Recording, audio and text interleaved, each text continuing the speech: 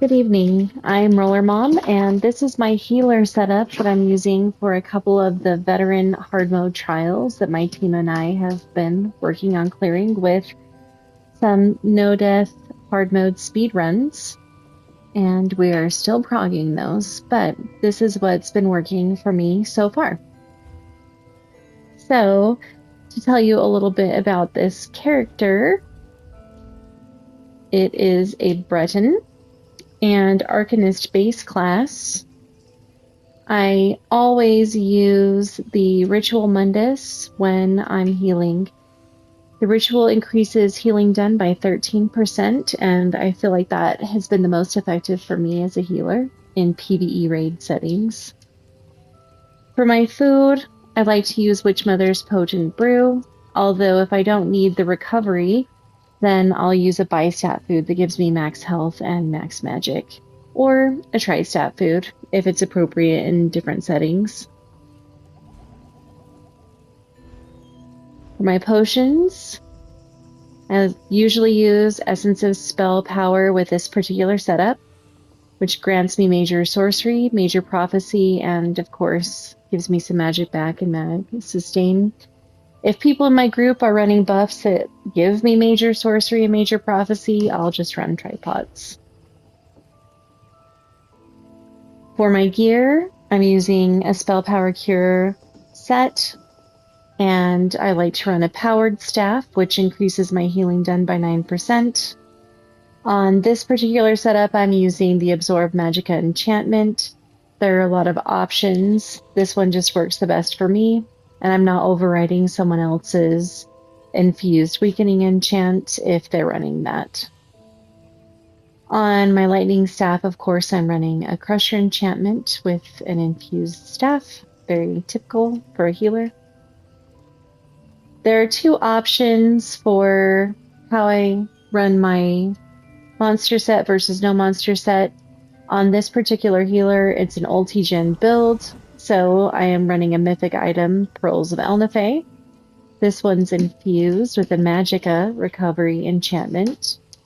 And then I wear one piece Earthgore in heavy for the extra resistance.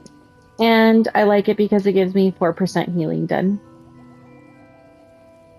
Spell Power Cure, in addition to the major courage buff that the healers wear it for, gives me 2 slots of max magicka and some weapon and spell damage, which helps with my raw healing output.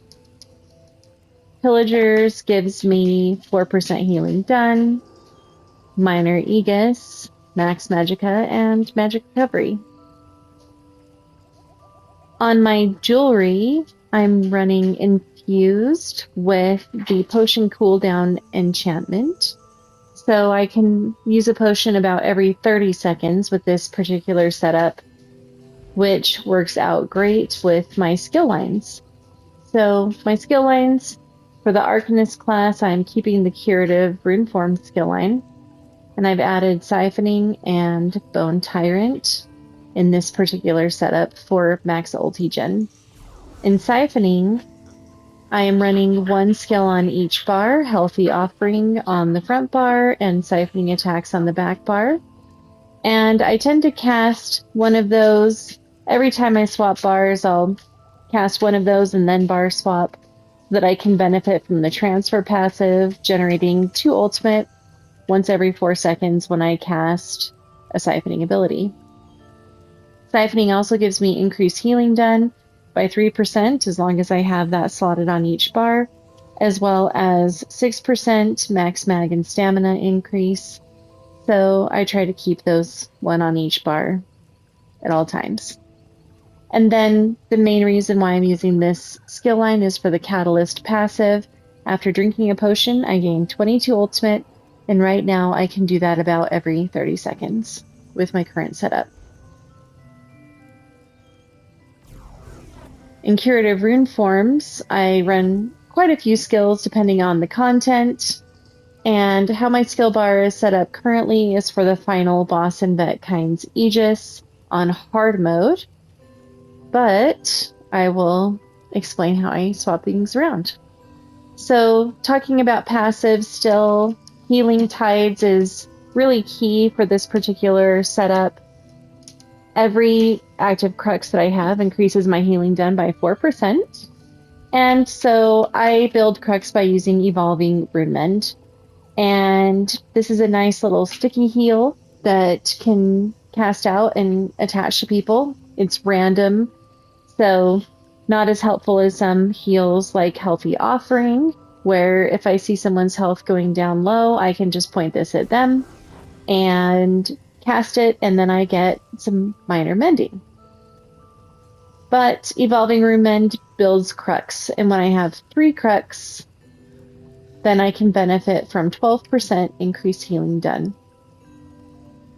I also get a little bit of sustain help, more sustain help, and of course, some increased strength of my damage shields, which is really great if we're in a situation where I'm casting barrier a lot. Another skill that I'll often use is Reconstructive Domain. This is nice because it helps the group with sustain, with minor fortitude, minor intellect, and minor endurance, but it also gives minor courage to the group. Often one of our tanks is running a skill or a set that provides this buff, so it's not necessary, but it's an added benefit, and it's a nice ground-based heal over time. Typically, on this setup, I'm actually running Necrotic Potency, and Reconstructive Domain is one of the alternates if I'm in a situation where I need more healing and Necrotic Potency isn't going to benefit me as much. For the rest of most raids that I'm in, this will be the skill I'll be using in this spot. And this is really nice because as ads die, I can cast this skill and get 6 ultimate and some health every 1 second for 2 seconds for each corpse on the ground. And this is also only used for the final boss in Vetkind's Aegis or other fights where there might be a lot of output with damage. And I use Remote Totem for the purpose of... Whoops, let me put that back. I use Remote Totem just to make sure that we're giving Major Cowardice and applying that debuff to the boss. However, with the new changes to Dragon Knight, that will probably change depending on if our tanks decide to start running the chain skill, which applies Major Cowardice. And then I'll just go back to using Elemental Blockade, which will proc my Crusher enchant and continue to reduce the armor of the boss in the fight that we're in. On my front bar, I always run Combat Prayer. It's a staple. I never take that off. In this particular setup, I am running Illustrious Healing and Evolving Rune Mend, Healthy Offering, and Cascading Fortune, which will target low health allies and give them stronger heals. For ultimates, I can run Resonating Glyphic, Aggressive Horn, or Reviving Barrier, and I change those depending on the fight that we're in. Typically, if I'm running Barrier, that's going to be on my front bar, and then I would put Resonating Glyphic or Warhorn on my back bar so that I can benefit from the passive in the Assault and Support skill line. Well, the support skill line that increases my mag recovery by 10% for each support ability slotted on my front bar where I'm spending most of my time.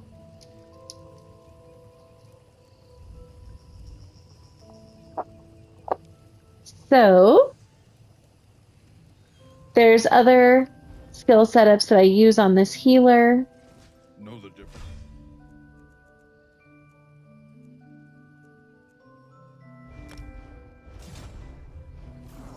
In Vetlucent Citadel and other raid content, I have been running the Green Balance skill line instead of Bone Tyrant. And I change up my bars just a little bit. I run Budding Seeds as my ground-based AoE heal. And the benefit of Budding Seeds is that if I heal somebody below 40% health, it will give me a few seconds of major mending, which helps with my uptime in between Restoration Staff heavy attack weaves. Also, with Green Balance, I get some sustain, a little bit of extra healing done to my green balance skills, and of course the group benefit of minor toughness, which is why I run this when my tanks are not running it. For healing contingency, I always use the burst heal with the buffs of 8% damage taken is reduced for 8 seconds, as well as minor protection. Energy orb. Radiating regeneration on the front bar, which is a nice sticky heal for situations like the Mirror Boss and Vet Citadel, where I'm kiting, and when people are running out to mirrors, this can be a nice heal that will tick to keep them alive as they run back to group after flipping the mirror and getting that dot on them. Again, Evolving Rune Mend, really important. I weave this in and out to generate Crux. Combat Prayer, keeping that up on the group. Cascading Fortune. Now, in some fights like the Mirror Boss and Vet Citadel, I will actually drop Cascading Fortune because I am kiting and I am not with the group, and I will replace it with Enchanted Growth. And this is a really nice heal that also gives minor intellect and minor endurance, increasing recovery.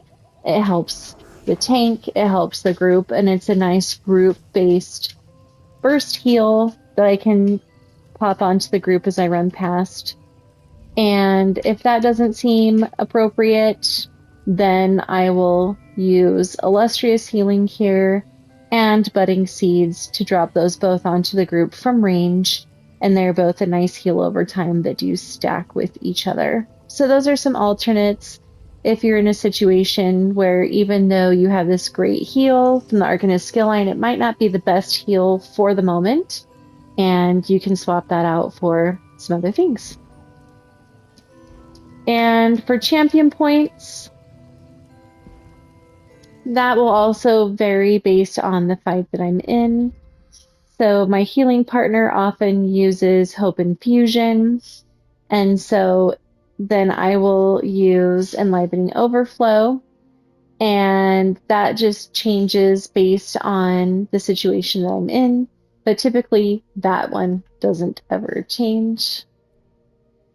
What I do swap out will be From the Brink. So From the Brink is basically granting allies a damage shield when you heal someone under 25% health. That's great in some situations. Other times I will actually use Foresight if I'm struggling with Sustain, because I have those potion cooldown enchants. I'm able to use a potion every 30 seconds. And this gives me the benefit of, for 6 seconds after using a potion, the cost of my healing abilities are reduced by 75% when they use Magicka and Stamina. So if I'm struggling with Sustain, I'll use this. However, using Pearls of Elnathay, I do want to keep my magic below 50% as much as possible. So often when I slot Foresight, I actually am not staying below 50%. And so I can use this instead with Cleansing Renewal, or Focus Mending, or even just putting in Fighting Finesse, so when I do have crit heals, my crit heals are more powerful. And I always use Soothing Tide and Swift Renewal because most of my heals are area of effect or healing over time. For the red tree, I will often, if I'm using Barrier frequently, I will slot Shield Master because it reduces the cost of my barrier from 225 ultimate to 202 ultimate, which I will demonstrate in a second. I like to use either Expert Evasion or Slippery, depending on the situation, or I'll just use Rejuvenation, Fortified, and Boundless Vitality, again, depending on the situation. And I tend to set those up in Wizard's Wardrobe. And you can see the effect of the Shield Master champion point right here with my barrier only costing 202 ultimate. So if we're in situations where I need to spam barrier, I'm able to do that. and my group won't get as much benefit from Pillager in the moment, but they will get a lot more benefit from Pillager quickly because I'm using it a lot. So that is my healer setup, and I hope that that is helpful. Have a great night and enjoy your time in Tamriel.